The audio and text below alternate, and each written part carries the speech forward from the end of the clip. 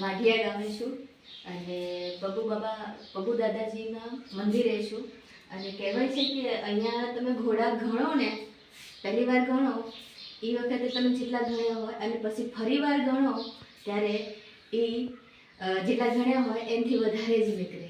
અને ખરેખર મેં પણ હું દર્શન કરતી હતી ત્યારે એકવાર ગણ્યા હતા તો મેં ગણ્યા ત્યારે 30 નીકળ્યા અને ફરીથી મેં ઘોડા ગણ્યા તો 31 થયા.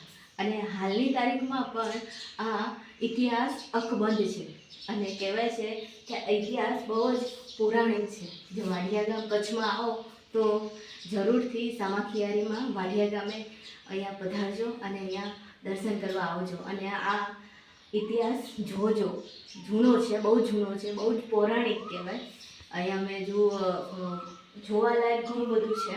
તો ખાસ કરીને બધાને વિનંતી છે, મારા ફોલોવરને આ જસ્ટ બતાવવાની એક ભાવના છે મારી.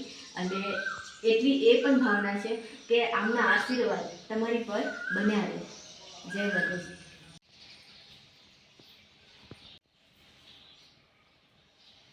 મને એ ખબર ના પડી કે આ મૂર્તિ આવી રીતે મૂકી અહીંયા.